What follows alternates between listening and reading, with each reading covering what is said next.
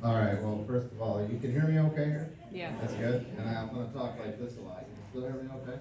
Yep. Okay, very good. Well, thanks everybody for coming out. It's, is this too loud? You're okay out there? If it's too loud or you can't hear me well enough, you gotta let me know, and we can take care of that. But what an interesting evening out there with, strong winds. It seems to be maybe sweeping in a new air mass, and I think we might need a different jacket for tomorrow. But that certainly is it's a dynamic season, and we're doing the best we can with the weather and getting as much done out there as possible. So it's amazing that it's already November, and we've had an entire season of lectures. I think 9, and a really marvelous bunch, and I'm really happy to be here again. I think for like the 8th year in a row or something like that, to do an end of the season presentation and just kind of give you an idea of what happened, mostly but not completely behind the scenes out there, and just to show you kind of like what it is to build and maintain a Japanese garden. So I got a lot of slides here. There was a lot happening out there, so I'm going to try not to linger too long in any one spot. I think it would be best if we hold questions until the end. So if you've got something that you're interested in knowing about that I didn't touch on, please make a mental note. And I think I got like 170 slides, but it was hard. It was difficult to select. There was so much happening out there. So let me get going right now. And I always like to start with, so this is 2023, and so I like to try to go back to what was going on in the garden at mostly 5-year increments.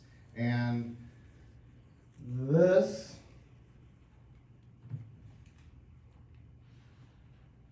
was Anderson Gardens 45 years ago, 1978.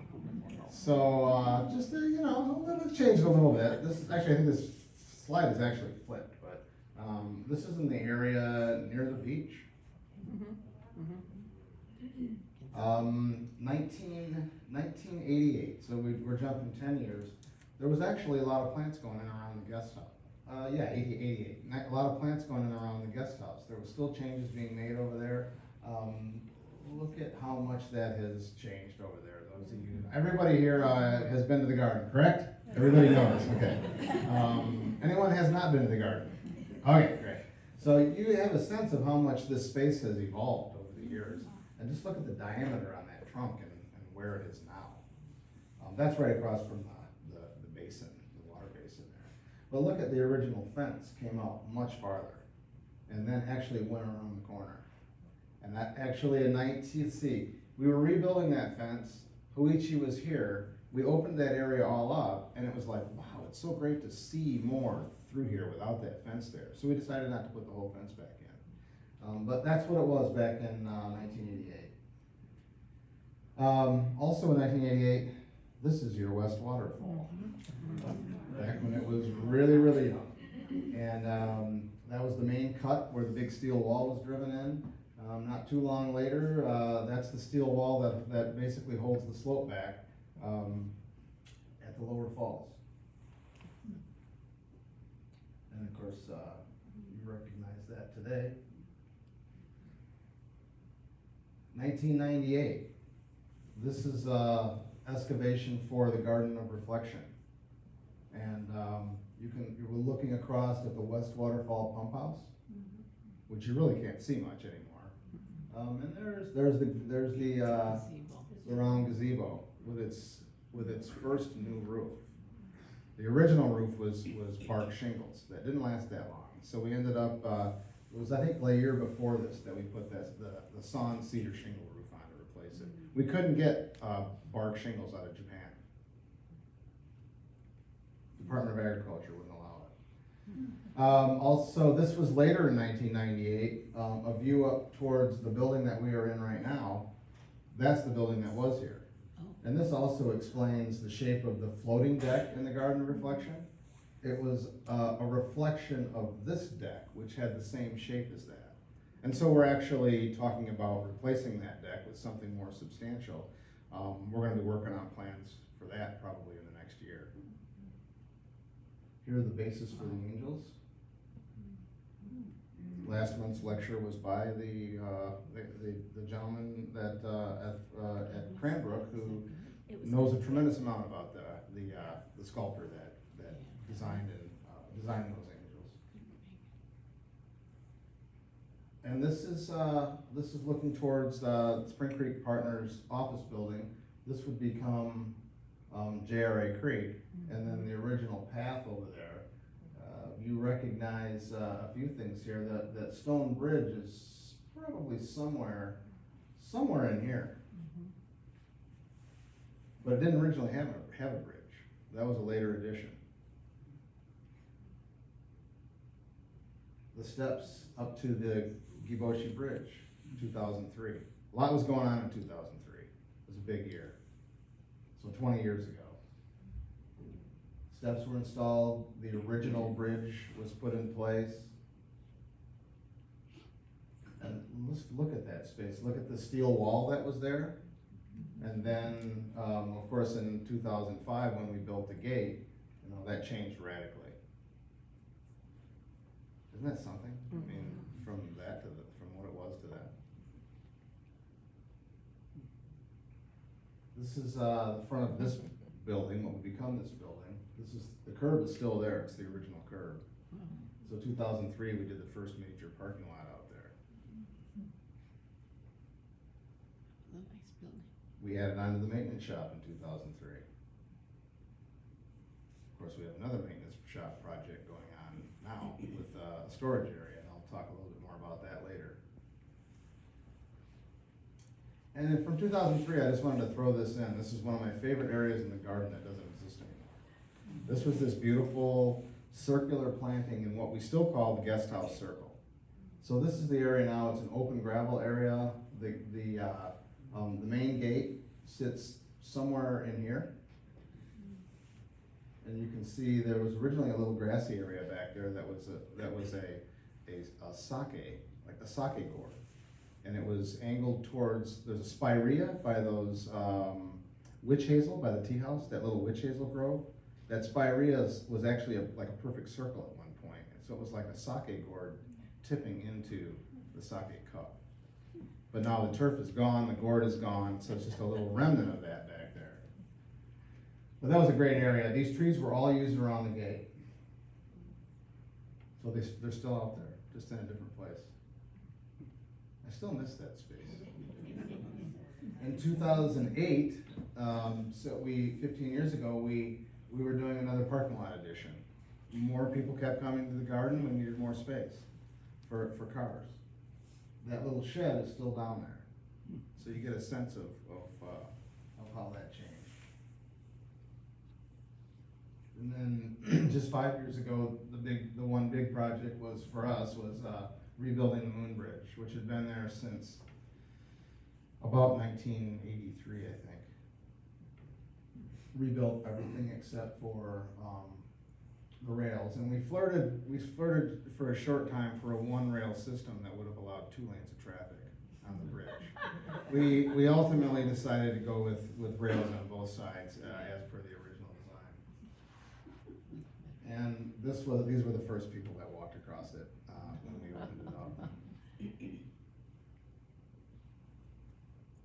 And so now we start talking about what happened this year with some stuff that started last year, and bringing us up into really the crux of this presentation is the things that we did in the garden in gardening year 2023.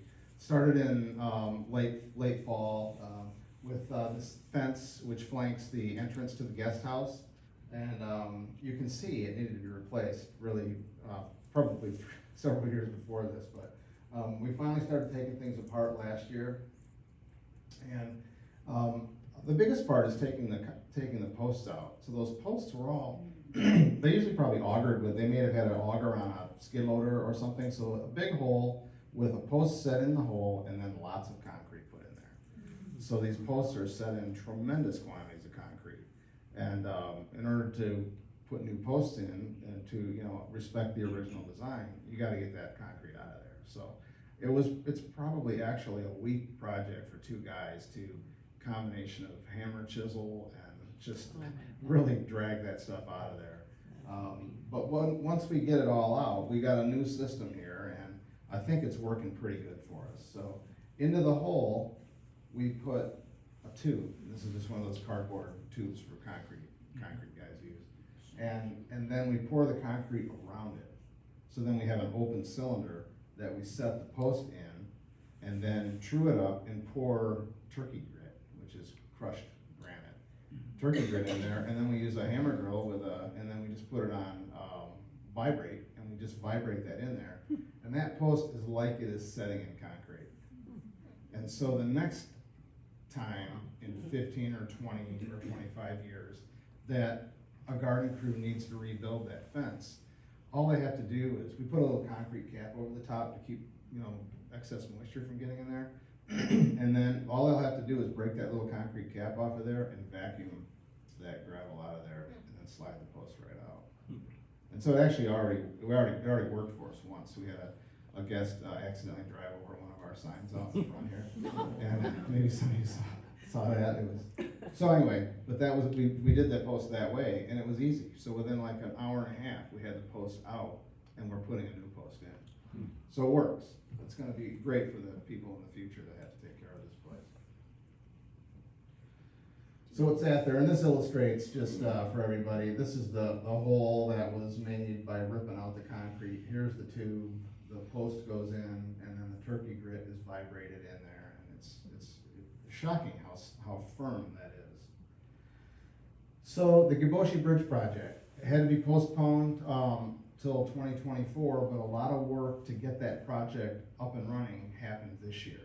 So most of you know that the railings and the posts are getting pretty rough on that bridge. So we've had the wood for, I don't know, like 5 years, Dave, something like that. It's been curing in Ojai, California. David Sheeposh, the woodworker who helped us rebuild the Machiai, the South Gate, the gazebo, the round gazebo, all those projects. David is now working on fabrication of all the pieces that it'll take to rebuild. Everything from the deck up. So the deck was replaced with EPA, I think in 2015 or something like that. And this is, EPA is amazingly rot resistant. So we think that's gonna be there for a long time. And now the rails, we first had to redesign and rebuild the post bases, which are, they'll never rust again. We made them out of stainless steel. And the basic idea was, I think maybe the next slide is a clearer illustration. Sorry, I thought I had a different slide in there. But basically, the posts are gonna sit off and sideways, but the post will sit like this. And it's got a plate in here that allows the post to not sit on the deck. So the post will have air underneath it. And I think I have a slide a little later that will illustrate more clearly. We're gonna go, instead of 1, 2, 3 posts on each set of rails, we're gonna go with a 5-post system like you see here, which will give more rigidity to the railing, and also is a lot easier to manufacture actually, because manufacturing a 50-foot span roughly, 25-foot span of a railing, that's a major piece of wood, and we don't want to laminate things, so it'll be a solid piece of wood. Instead of 24-foot plus, it'll be 2 12 3.5ers. So easier to manufacture, easier to ship, and more rigid. So that was the major design change. Okay, here's that one that I wanted to show you. So the post will sit inside this base. The side wall of the post base will be flush with the post itself, so that the water will shed off instead of hitting the base and then creep inside. So we're trying to do everything we can to make this thing last as long as possible. The wood is amazing, Alaska yellow cedar. It's incredibly dense, fine grained, and beautiful. So we want to do everything we can to respect that material and make this thing last as long as possible. In order to make those bases, our fabricators rigged up this, it's a slab of 2 pieces of metal hinged on the end with a set screw right here. And with the level, they could calculate the angle of each post, because there are actually 1, 2, 3 different angles because of the curve of the bridge. And so once we had that information, we had the posts all named, and then each one of them is a little bit different because the deck has a little bit of variance in it. So we really, we have 10 post bases, all that are just a little bit different. So that when it comes time for fabrication, hopefully for David, the woodworker, things will go together more easy, because everything should be, as plumb as possible. Going on at the same time is our hort storage project, which has been a slow-moving project, but there's a lot of things happening, and there's a lot of steps into making a structure like this in an aesthetic way. So late in November, we cleared the trees out of there. We put straw down to buy us more time to keep the ground from freezing. We also had the pavilion's support building project going on to improve the restrooms over there, and we went from 2 single stall restrooms to 2 that have essentially 3 stations in each one. But we had a cargo container to put all the stuff that normally would live inside that building. Our guys started demolition.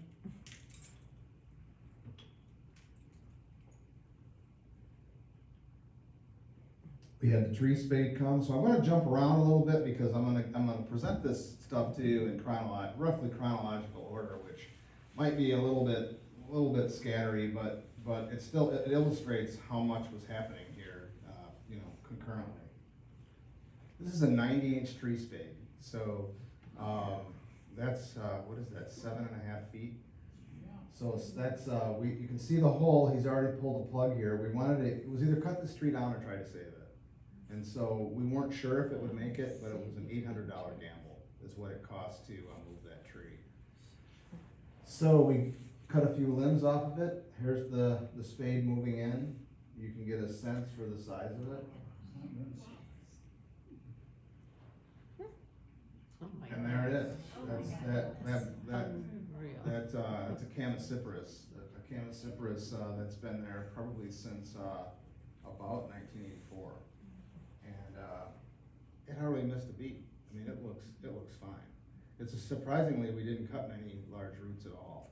So with a spade that big, I was skeptical, but we thought it would be worth a try. And it's like it didn't miss a single beat. Impressive. December 10th, we had the Illuminated was going on. We had a tea event in the guest house. It was fantastic with the awesome lighting outside. Professor Kimiko Gunji there, so honored and happy to have her a part of what we do here. She's really quite extraordinary. And that was just a cool shot that I had to throw in there from the interesting lighting in the garden. We did some balling and burlapping. The conditions were still pretty good. We were up and down with the temperature. Wherever we needed to keep the ground from freezing, we put straw in there. And this is a pretty significant size tree. Been there for a long time. And we were able to kind of bull it over we couldn't lift it with the skid loader, but you can see how big that ball is. It's pretty big, and being wet, it must weigh 3,000 pounds. That 90-inch tree spade, the ball is about five tons on that. Anyway, a lot happening all at once. It got really cold. We threw down a bunch of straw to keep the area from freezing so that we could possibly get the foundation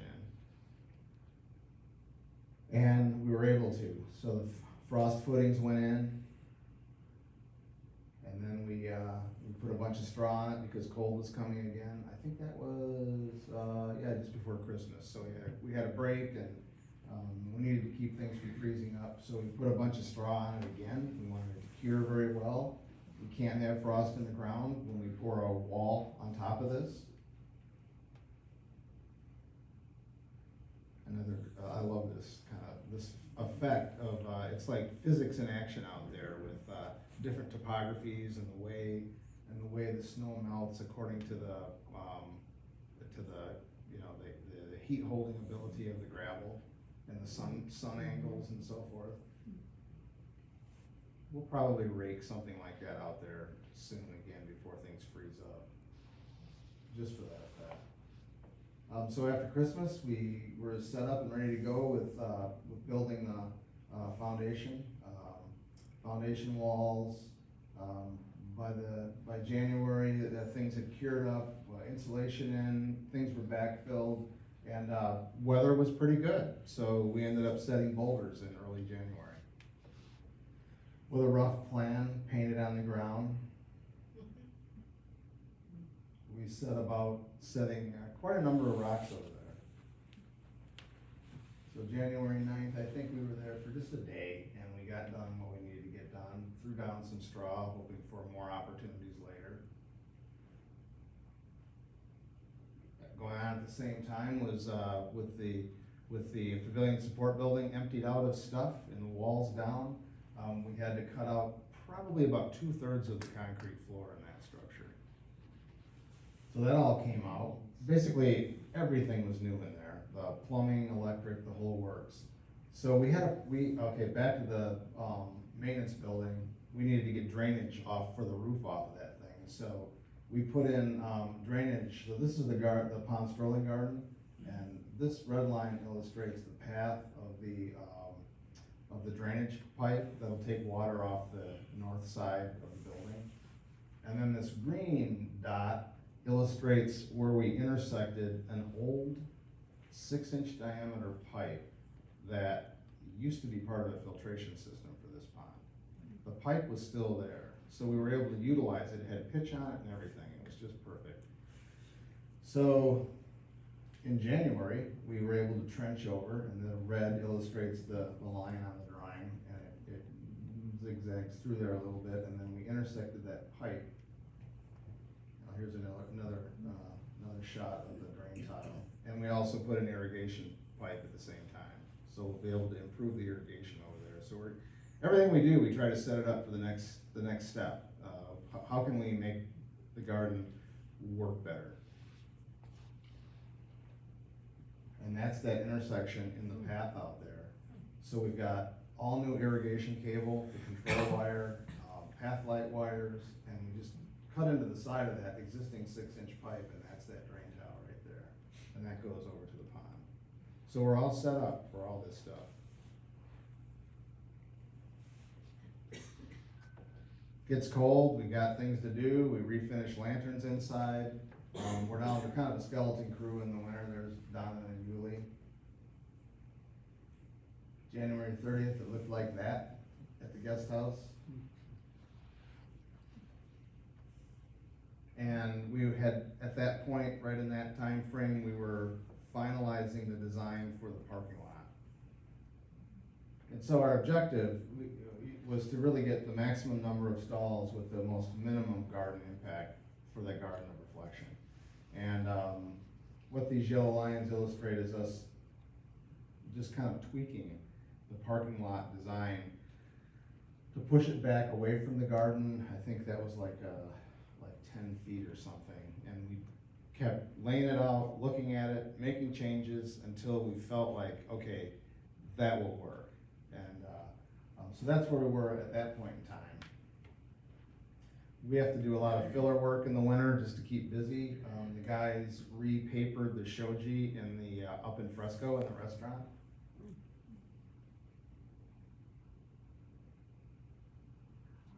You wear a lot of hats when you work in a Japanese garden. By that time, early February, we were finishing the material selections for the pavilion support building. And the fabricators had finished the stainless steel post bases. think there's 10 of them in there. And then we have to match the color. We were trying to match the color to the giboshi, the bronze, the blackened bronze finials on top of the post. We matched as close as we could. About the same time too, for those that spend any time in the guest house, you'll know that we had developed an issue with the tatami where these tables are located. When they're in the floor, the tatami were starting to sway. And the problem is that these tables aren't quite strong enough to support the floor and themselves. So when they are sitting in the floor, they are the floor. And so they had started to sag, and so the tatami were sagging. And I didn't take any pictures of the before and after, I really should have. But we had to figure out how to keep the tabletops pushed up so that the floor would look flush. And we came up with, just to make sure I'm clear, when the tables are sitting down and you can see where the footprint would be of the table, when they're sitting in there, and then the tatami mats go over the top of that, and so that the whole room can be tatami with 0 tables. And so that's what we're trying to do is figure out how to keep that tabletop, the table pushed up, so that the floor won't sag. And we came up with a system of a little base plate, and then a post that was the right height, so that it would be pushing up right about here in the center of that table, giving it enough strength.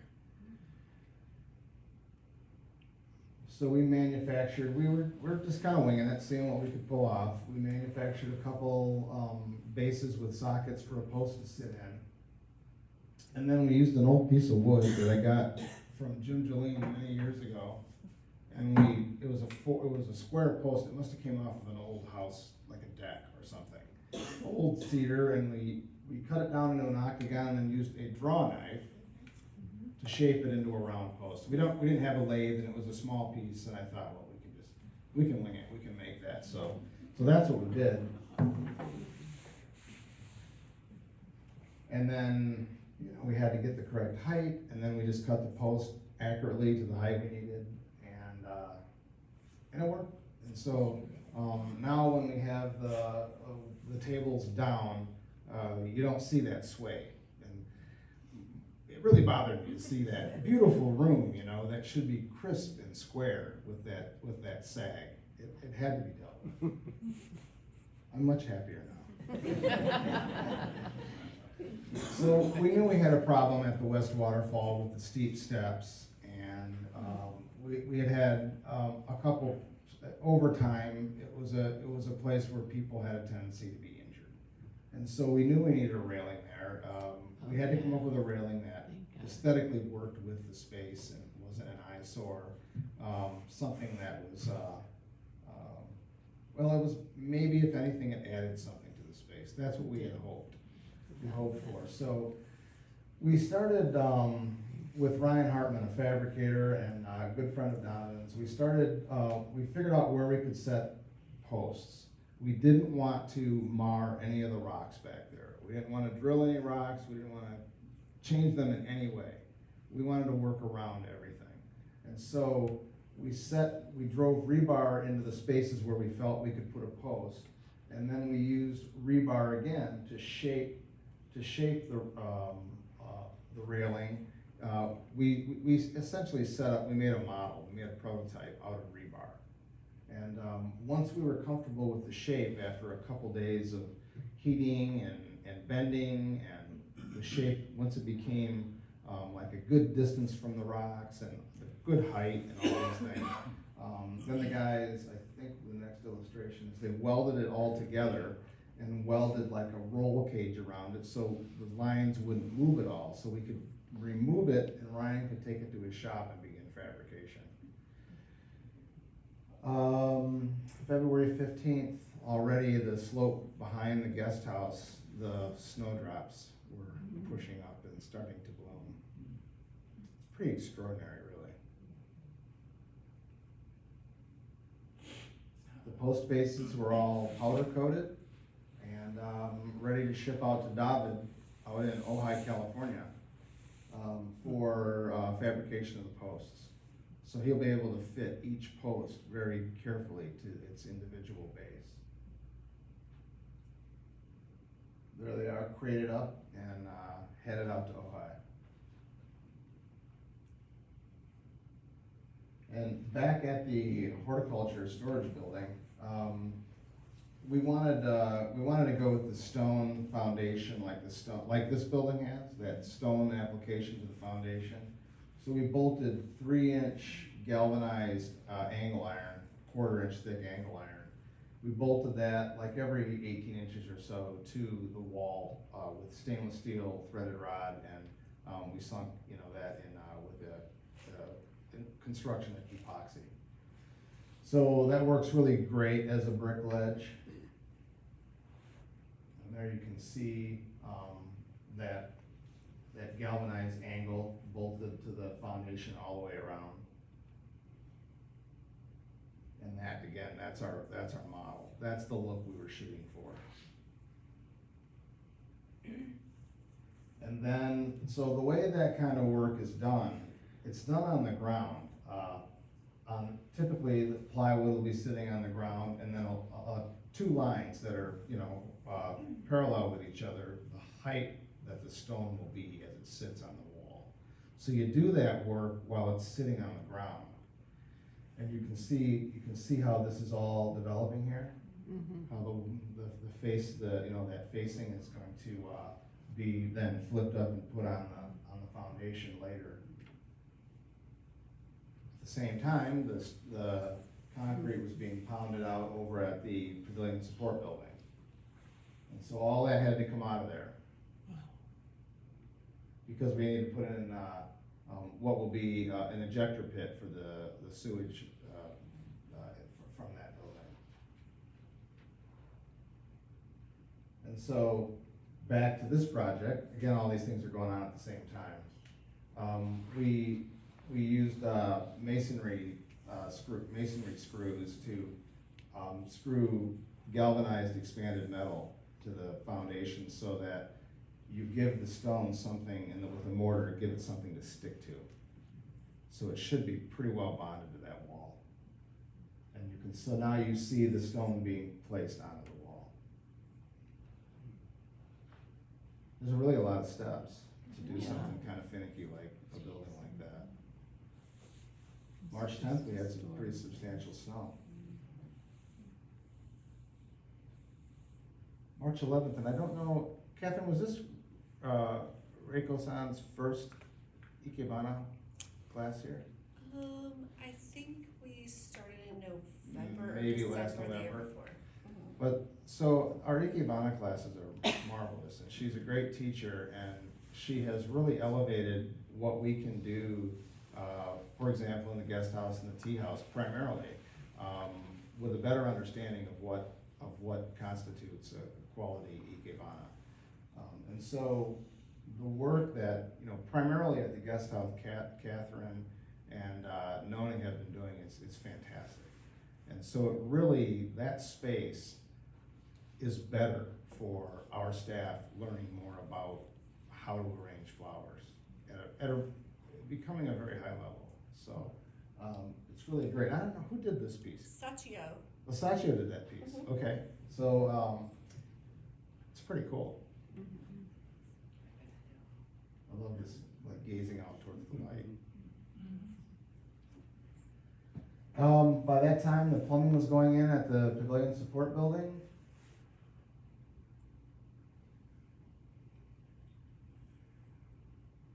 March 27th, the inner garden of the guest house looked like that. Things are starting to come to life.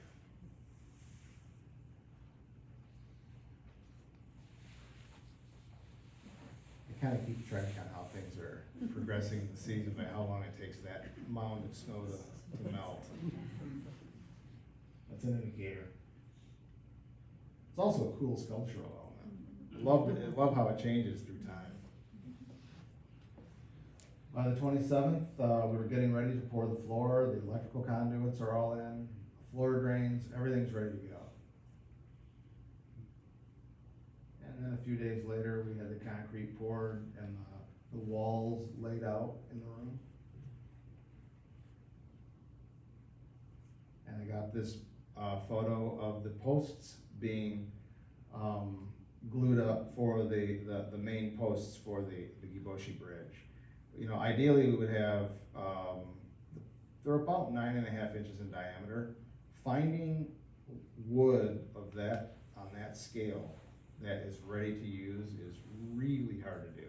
And so in this case, David decided it was best to glue up, these are 6x6 pieces of Alaska yellow cedar. The grain is so tight you can hardly tell that there's a glue line there. So those are being glued up, and then those will eventually be turned on a lathe into posts that will be usable for that bridge. March 31st, you can see it's been fairly warm. And then there was April 1st. Dwayne Wingate, one of our members of our board of directors, has got a really beautifully evolving Japanese garden just 2 miles from here on Spring Creek, the creek itself. And that tornado that went across, Sinisippi Golf Course went right over the top of Dwayne's house. And we are so lucky. We had just a few branches, small branches here, nothing major at all. But that was, we dodged the bullet on that one. And Dwayne took the brunt of that down there on Spring Brook. But, I think we see that sometimes from destruction comes new potential. That's right. And so it's really awesome watching that space evolve now with a sort of a new forest canopy, or a lack of a forest canopy. But it's really turning out great. So on that day we had a tea event, the sort of honorific tea ceremony for Seno Rikyu, who was essentially the founder of what we know of as tea ceremony, Japanese tea ceremony. And so he was, Rikyu died, I think, in like 1591. But there's still a lineage of the family from that time. Now it's the 16th generation of the Sen family. And so this is a tea ceremony to honor Seno Rikyu that's available to the public. But all these people had trouble getting here because of all the trees that were down on Spring Creek Road and High Crest Road, and it was tough. But anyway, there was a lot happening that day, and kind of in a way, we were almost unaware of it. In some, like if you would have been here, you'd have known there was a storm last night, but you would have known that it was a tornado right over there. And a little bit later, we're ready for concrete at the storage building, insulation in the floor. Working for maximum efficiency, we'll want to keep that heated in the winter just enough to make equipment work nicely. Concrete being poured. In the meantime, Ryan is getting help from Donovan at Ryan's fabrication shop. They've got the jig with the proper shape of the railing. And here they are heating it and bending it, and then they have to cool it slowly. That is I think it's 1 5/8 solid bronze rod. It was a 12-foot piece that we started with. It's beautiful. Yeah. Really happy how it turned out. Ryan is an extraordinary, this is more like what he does. It's like incredible. The fabrication, I wish I had a better picture that you could see the detail, but it's incredible craftsmanship of an old school Harley, and he fabricated a great deal of what that bike is. Even the intakes for these twin carburetors are fabricated by him. It's spectacular work. So really happy to have him part of that project. Here he is with the railing, and comparing as it sits with the template out there in the garden. That was composed out in the garden. It's coming into shape very nicely. And then we were able to do a test fitting without the final finish. So before we got crazy, we wanted to know that it fit, and it dropped in. It was just right. It was beautifully manufactured. The inspiration for the finish came from this vase, which is done by local potter of Japanese descent, Nishi, and many of you know Nishi. Love this sort of like this scallop style, which is like being wood worked with an adze, like the chopping device, kind of like a hatchet with the blade this way instead of straight on. And that's kind of like the look. And then we had to figure out something for the end cap, and I thought, well, why not like the bottom of a tea bowl with that swirl? Not all, but most tea bowls have that sort of that swirl, which is a fundamental pattern in nature. And you can see that swirl in this bowl. Not the greatest pictures in the world, but they both have that. So I just put this shot together over there to illustrate the inspiration for the finish on that railing. And so we had to have a way to, from the railing, there's stainless steel pins that Ryan welded in there, and then those drop into the posts, and then we had to have something to secure it. So he said, what kind of screw do you want? Like Phillips or standard? And I'm like, well, not really either. I'm like, it'd be nice to do something cool. And so I'm like, could you do something that looked like a flower? And so this is the screw that he came up. It's a Phillips screw that he used a pencil grinder to make this little flowery pattern.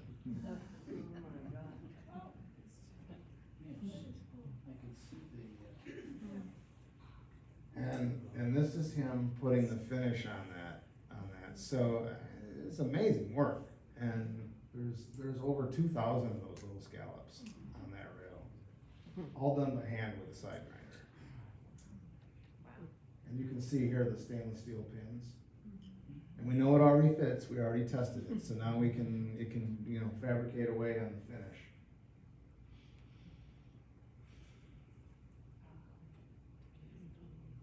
That's really cool, isn't it? Mm-hmm. And then Donovan led the installation of it, keeping everything true and plumb. And then after a little time out in the garden, it's patina. It's got a nice patina on it. So really happy with how that turned out. On the post, did you do the same application as the wooden post with the tube and the? No, that one was different. We didn't, because there was hardly any space back there. It goes between boulders and between boulders. We were between boulders everywhere back there almost. So we didn't have much space to work. So those are stainless steel posts. So we just set those in concrete. So we're hoping everything is okay forever. We'll see. I wouldn't want to take them out. They're in there good. Actually, one of them is just driven into the soil because we didn't want to dig any wider to protect the roots on that beautiful little maple that sits above it. So, plumbing is going in mid-April at the Pavilion Support Building. I just love that. That's a nice touch. Yeah. That April 17th, it snows here in April. A few years ago, it snowed pretty heavy, like on the 28th. It's solid, 4 inches of snow. With all that tender growth in the garden, it was beautiful.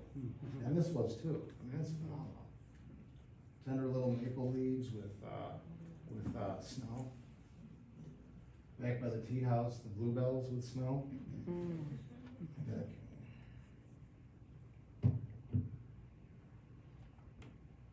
I just threw that in there because I liked it.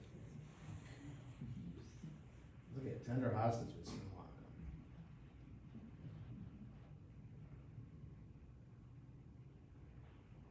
So things are starting to heat up with the parking lot. This is what was there. This is the design of this was already there. This was existing. And to get from to where we are now, which this is the final plan. after all the back and forth and trying to keep the impact on the garden the most minimal, this was decided to be the best design. And we had to remove this much of the old parking lot, so it was completely eradicated. And then we set about removing the trees that we needed to remove. This is the old parking lot that was torn out. We did a lot of transplanting of material from the old landscape.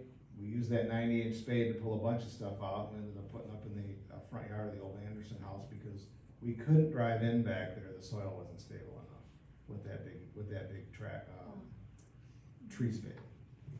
So it was disappointing. I wanted like big mature trees back there and along the edges of the new parking lot, but we couldn't do it. So that was like a last second decision to put them up in the front yard. But at least the trees didn't have to be cut down. Saran Chiba, the calligrapher, was here for a workshop in late April, along with with another Japanese artist, and Sachio, who you saw did that piece, that interesting ikebana piece. It was really beautiful day. Great to have Chiba-san here. Some of you have seen her do her giant calligraphy back at the pavilion at the Summer Festival.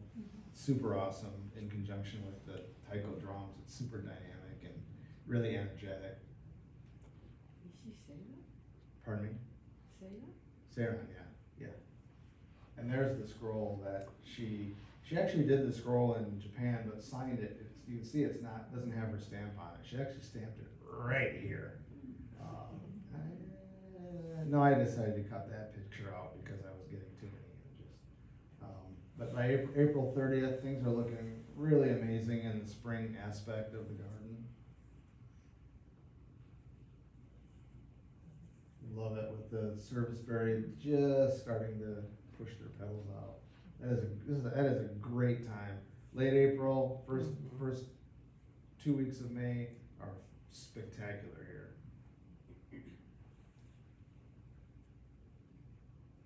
And back to the pavilion support building. This is the floor plan footprint of the building. Here's the pavilion.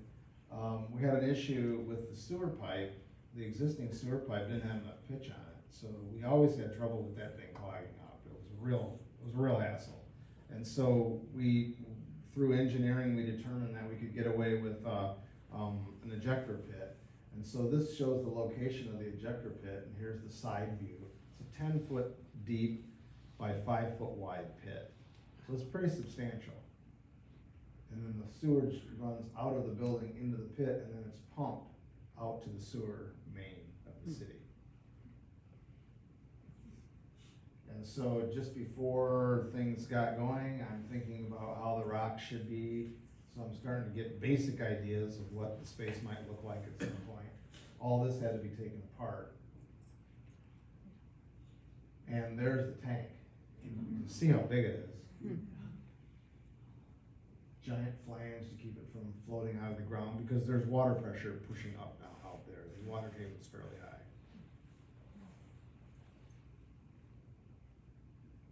Dug a big hole and then set the pit in there and then surrounded there's about almost 3 feet of concrete surrounding that pit down there to keep the water from being able to push it up. Outside water, I mean, it's basically a bobber. If it doesn't have anything in it, it wants to float. And it actually did the first night. Groundwater percolated in there, and we came in there and it was sticking 2 feet above the ground. Oh, no. So I was like, okay, well, that isn't gonna work. So we pumped the water out and then filled the pit with water. And that allowed it to be, buoyancy was, beyond neutral. It was heavy enough to sit there. But the concrete will keep it from ever being able to be pushed out. And you can see the big trench that was dug with the new sewer line in. Well, that blue pipe that was super cool. We used a pretty basic process to pull that 2-inch flexible pipe through an existing 4-inch line all the way out towards the street. It's 110 feet, but they pull it was great. It was cool to see. But anyway, that's all that sewer gets ground up and ejected out through that pipe now out to the sanitary main out of the street.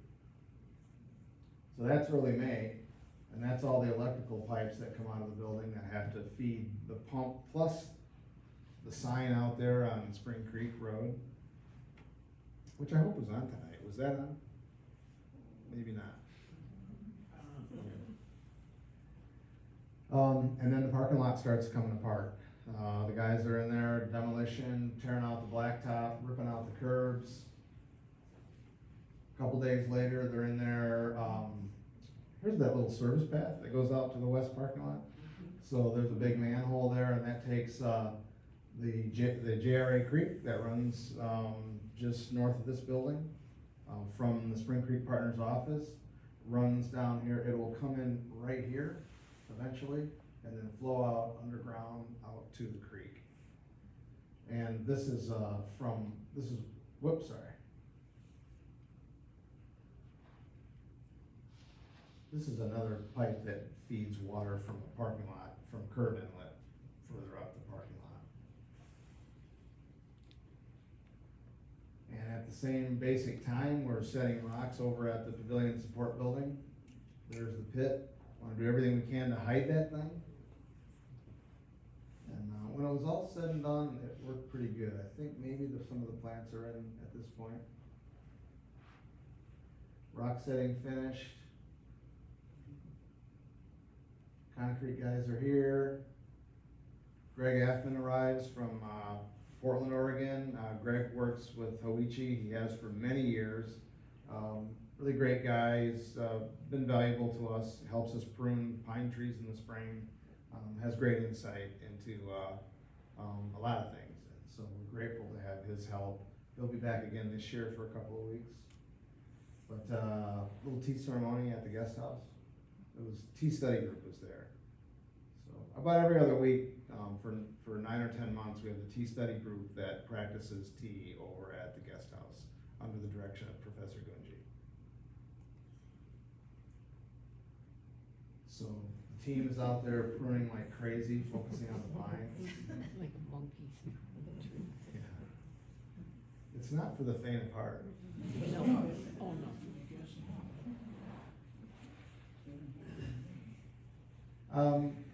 At the same time, I'm really happy with all the health and wellness things going on here. Catherine's done a great job with all the different programs that she has instituted to help so many kinds of groups, from Rosecrans kids that have alcohol and substance abuse issues, to a whole array of populations that need help. And on this day when Greg was here, Dr. Katie Johnston Brooks was here from the Marcus Institute for Brain Health. And they do tremendous work with veterans with PTSD and primarily caused by concussive brain injuries from so much in the Gulf Wars and Afghanistan. But it was great to have them here with Joe Harper, who leads the Breathing for Vets group here. So anything, any chance that I can see to like connect people like her with someone like Hoichi, and we can do that here, that they come here and say, this is what a healing garden can look like, and it works. And so that's what the objective was there, was to connect. Thankfully, Greg was here, and for those groups to get to know each other, and hopefully something can come of that meeting. Parking lot excavation started big time. You can see digging into the bank near the creek all of the flood events over time that have happened back there. It's pretty interesting to see that strata.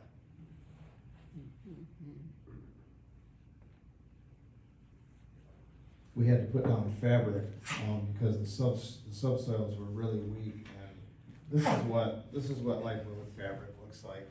I mean, it's not super exciting, but it's interesting to see that reduces the it helps the with a heavy vehicle from being able to push down and moving that subsoil. It spreads the weight out. So that is underneath a big chunk of the parking lot down there, with lots of heavy stone. We had to dig, it took a long time to do all this, but we ended up having to dig down sometimes 2 feet deeper than what the original plan, illustrated because of the unstable soils back there. That's what's under a lot of highways and so forth. So it started to look like that. And about the end of May, I'm up at it's actually a limestone quarry, with beautiful limestone for slabs and walls and so forth. But they also collect boulders up there. And so I was up there with Mr. Anderson to select boulders for the parking lot. So we put tempera paint on them. We had 2 colors. Blue was for the first load that we wanted early, and yellow was for the loads that would come later. And so it wasn't long after that, we got all the electrical stuff in for the parking lot lights. That was a challenge, because you couldn't just bore a hole to put these parking lot light bases in, because it was like sand and gravel down there, and it was saturated with water. So you couldn't pull anything out. And so we had to vacuum it out. So we brought in this industrial shop vac, which is basically a Mack truck with a gigantic vacuum on the back of it. And we had to vacuum those holes out. And then push those with the machine there. We had to push the pipe into the ground as we excavated below it. So it adds cost and takes a lot more time. But once all is said and done, it looks kind of like that before they're filled with concrete. And we finally won. It was a long process. Boulders started to arrive. The first boulders were to set some stones back by the stone pagoda, that big tall pagoda back there, because we wanted to do something. They needed the mass of big rocks to sort of counterbalance the height and scale of that pagoda. And we really had one good chance to do it, and that was before the curbs went in. So that's what we did first. We set the rocks back there. But at the same time, all this was going on with tile going on in the restrooms. A lot of plates are being spun here at once. Setting these stones, that stone itself is 1,000 pounds, that piece of granite. And that boulder right there is it's about 7 feet tall. Where do those boulders come from? They come from Elkhorn area. No, I'm sorry, that used to be Elkhorn. Up near Beaver Dam, northeast of Madison. Yep. And then after that was done, it was ready for the curbs. So I kept holding them up a little bit, because some of these things you get one chance to do easy. And so then the curbs were all, here they are, being staked out and formed. The curbs were poured. You can see all the curbs in place. The subgrade is up close to where it needs to be, and now we have rocks coming to set boulders around the perimeter of the parking lot. And to build a wall, actually, maybe it looks like it might be, I can't tell from this picture, but we had to build a short wall over there to hold that slope back. And that's that wall right there. So I think we had 3 days to do that. We really pushed, and we made it. So we were anxious to get a parking lot functional, because it was really difficult for our event staff, for the whole team really, because the weekends have gotten so busy here, and we had taken out, I think, 18 stalls in order to do this improvement. So it was a difficult period from an operations standpoint. But the team did a great job of pulling together and making the best of it. We had our lunches back there, and it really found that it was a phenomenal place to gather. And so, the idea was born that maybe we do like a little mini plaza back there that would be a wonderful seating area. It was just a great space. Even on really hot days, it was very pleasant back there. And that space has a phenomenal feel. I think it's going to be a really nice area. Boulders set, soil in place, getting ready for paving, but in the meantime, we do irrigation work. We put in all the irrigation before any plants went in. We built it so that we would not have to punch holes in the irrigation system as we planted things. We did the best we could. You can see how we're staying around the periphery, so we can keep track of where the pipes are. I guess somehow things got out of whack here.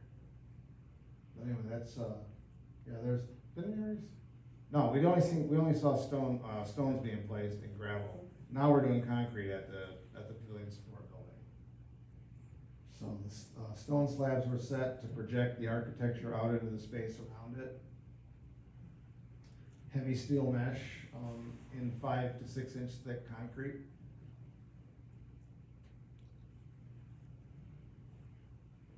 In the meantime, the parking lot gets paved. And there's Frank Schmidt. I don't think Frank's here tonight, but this is actually the moment he walked up and we're like, Frank, why don't you cut the ribbon? And you can see that the ribbon is not attached anymore. This is the point at which it is snapping apart. On July 11th, it was such a relief to get that parking lot operational. Yes. It's been a huge improvement. It's really made for better operation here. Concrete all completed. Still need to do planting. It's such a relief to get these two projects, and they almost ended, very close to the same time.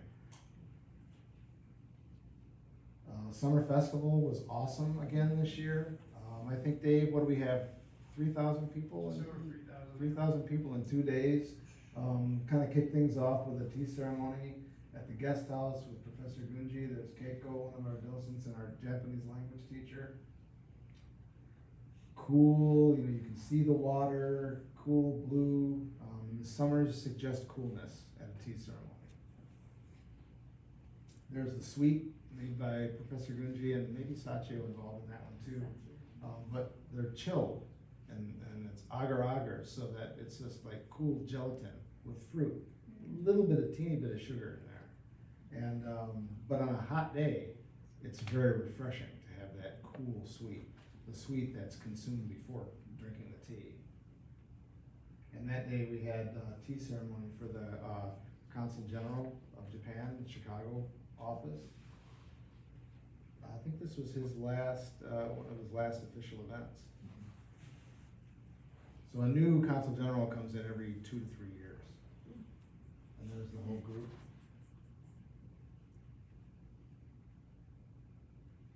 The garden gets a lot of visitors from really across the nation. They want to see what's going on here. And this was Ben Schreff from the Japanese Friendship Garden of Phoenix was here with some of his family. And that's a really great garden out there. I haven't seen it, but I've seen lots of pictures of it, and there's a lot of great talk about that garden. So if you're out there in the Phoenix area. Dwayne, did you see that? Were you out there? I have not yet. Ben became executive director this year in an acting capacity. Oh, really? Awesome. Yeah. I did not know that. That's good news. Awesome. So Ben's an amazing guy, really a student of John Powell, who's really building Dwayne's garden. Yeah. And so John's a great guy, and Ben's a great student. But the garden gets people like this kind of all through the season, from all over the country, coming to see this place. Garden leadership comes here to see what's happening. And then kind of, for me personally, and as a sort of representative of Anderson Gardens, this Kokoro event that we've done here 2 times in collaboration with the North American Japanese Garden Association. It's a program that Professor Gunji and I collaborated together, and we were invited to do the same program up at Taliesin. And so here's Professor Gunji and Sachio with a group of people from all over the world doing this 2-day kokoro, or heart, spirit, mind workshop, and how it relates to nature and garden space in Frank Lloyd Wright's living room in Spring Green, Wisconsin. And here she is giving a lecture on kokoro in the very room where Falling Water was designed, at his desk right here. It's really amazing to be in that space. It's fabulous space. But what a great thing. Craig Westland, who does, that leads the Tai Chi here with Rockford Tai Chi, he has a part in that, and that it's very active. So tea ceremony, lecture, and then out to do something active like Tai Chi. It's really a great program, and they've invited us back next year to do it again. Shortly after that, we had the bamboo craftsmen come from Kyoto, along with Mishima Sensei, and along with him, the guy Matsunaga, a young guy who has Japanese Garden TV on YouTube. Check it out. If you want to see how gardens are built in Japan, all sorts of different aspects, it's on YouTube, Japanese Garden TV. Yeah, there it is right there. It's really great. So Mishima owned the company that many of you remember Aki, the bamboo guy, bamboo craftsman that came here along with Taka, the stone carver. They did demonstrations here in the summer festival. So here they are. This was the work of Aki when he worked for Mishima. And so this fence was built by Aki when he worked for Mishima. And now Mishima's retired and Aki owns the company. So it was a very interesting time to have Mishima here, and we did this little public workshop building these bamboo spheres, and then we worked on the fence at the guest house. That was a project that we had sort of saved for this visit. And again, this is in collaboration with North American Japanese Garden Association. So Mishima went to gardens all over, like 5 gardens, I think, almost every corner of the country. And then after they left, we had this project over at the main, by the North Gate, the old, and the Pond Strolling Garden. We're gonna revamp that coin basin area. We're hoping to maybe start on that this fall, but if not, this spring. You know, for those of you that know the garden well, you know it's kind of messy over there. We've got problems with drainage, and with, we had irrigation issues over there, but we're working towards getting that all taken care of. And we're gonna build a new sub-basin underneath that coin basin.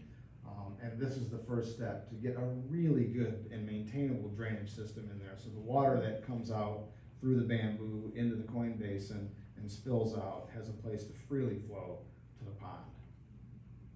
And at the same time, we updated, we have a low volume well that we can top the water off out there that we were having problems with. So we did this all at once. We revamped the irrigation in that area. We rerouted the control wire that used to run right behind that basin, and you couldn't plant hardly anything over there without chopping into irrigation or control wire.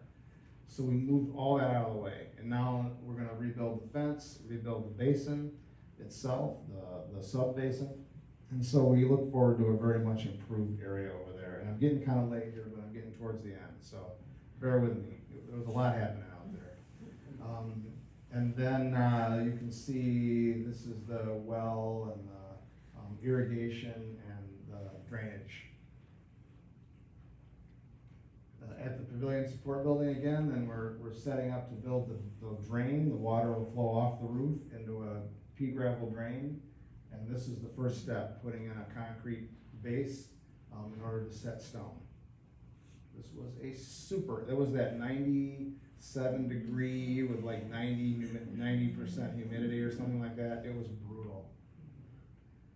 So that's why you see that tent set up out there. We were trying to protect the guys from the sun. There are the posts there's 9 of them. I hope there's a 10th. Those are the posts for the Giboshi Bridge. Almost ready to go. And we had the Japan American Society here with Mishi Baba, the director, in August for a specialty ceremony for a Japan American Society Chicago group. Professor Gunji came up especially for that. Trees that were felled while clearing for the parking lot, we saved those logs and had those cut up so that we can make them into benches for the garden. Yeah, those arrive tomorrow. The cut slabs. The fence was finished late August. It was a very labor-intensive fence. Little things that, like, remember that big wet spot on the beach over there that was there for months? Yeah. Those are the spring water. And so we put in another drain over there to help with drain tile, to help to alleviate that problem. And it worked, so really happy about that. Just this beautiful shot. Gorgeous job of raking that garden out there on a beautiful day. 2024, there's a lot of things in the works. The Giboshi Bridge project, finishing up the area around the storage building for the horticulture group. We're going to do a retention on the north slope up above where the driveway used to go to the Anderson's house. Yeah. It's a pretty major project, but that slope is fairly fragile. It's scary looking at it. And then we're looking to improve storage capacity up in the old Anderson front yard for our operations. We need places to store piles of gravel and piles of mulch and our debris that we prune and so forth. So there's a lot of things in the works to improve the operation and sort of guest experience for the garden. And so it's you really can't get up here and talk without really being thankful for all the things that it takes, all the people that it takes to pull an operation like this together. From our garden crew, we have garden volunteers that come in and do great work for us here and help us a lot. The docents of Anderson Gardens who do so much to help guide people and provide information. Our administrative staff who been so supportive of all of our efforts out here and letting us do our job and finding the funds to make things happen. Really, it takes everything working together collectively. And of course, our members and the sponsorships and supporters and collaborators, our guests that's why we're here, for the people to come in here and have a positive experience. And so many contractors that help us out too. We've got a great list of people. And so most of you have heard me read this before, but I'm going to read it again. I'll probably keep reading it until my last days because I think this is important. And this is from Hoichi's. You can close your eyes if you want and not try to read that, but I can read it for you. It's from Hoichi's designer statement for this garden. And it goes, cyberspace, the bull market, widespread ethnic conflict. Faced with an increasingly technological and complex age, we often forget that there exists a simpler, more fundamental way of thinking and living, a way once natural to us, a way we may have forgotten. Society's affluent materialism fails to sustain our spirit. Our deepest desires, despite our possessions and accomplishments, often remain unfulfilled. Do we not find ourselves too often preoccupied with material acquisitions and success, self-satisfaction and indifference, or burdened by stress and depression? But what of harmony and beauty, calm and renewal, generosity and impartiality? These qualities of being remain to be found in the garden's real sanctuary, the heart's pure desire. And Hoichi goes on to say, to experience the Anderson Gardens is to allow thought new space, to relax, imagine, to open, and to see. A single rock arrangement by the pond, the hush of breeze filtering through the pines, tender new leaves unfolding on a lace leaf maple, the sounds of trickling water drawing one deeper into exploration around the bend. Peace. There is a tremendous grace and energy inherent in such ancient rhythms. At once calming and exuberant, the natural elements remind one of how it is possible to feel, to breathe, to live with inspiration, hastening the rediscovery of a self in harmony with the world, not chaotic and destructive, but full of regenerative potential. My hope is that my hope is that visitors to the gardens will experience the tremendous innate power.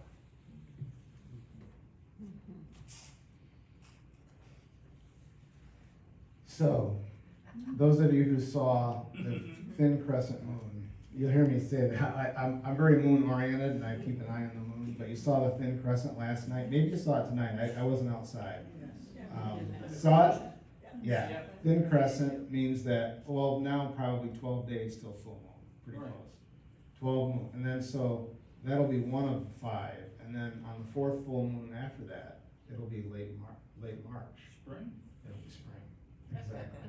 And so, we at Anderson Gardens are grateful, and we are looking forward to not only Illuminated, but all that comes in 2024. And thank you so much for being here. I also, this shot was a morning. Do you think that might be a sunset? There was an extraordinary morning, maybe 2 weeks ago, when the sun, like the western sky was illuminated so beautifully with the sunrise. And so this is actually in the west in the morning. Isn't that great? There's always some kind of surprise in nature, isn't there? And the garden is a beautiful showcase for a lot of that kind of stuff. So. Where were you standing when you took that? I didn't take that. That was Don that took that shot that morning. And that's right there. I don't know, was he up on a ladder maybe? I'm not sure. Maybe he climbed it. I'm not sure how he did that one, so anyway, I'm sorry that it went kind of long, but that really was a tremendous amount of material to cover in order to do it.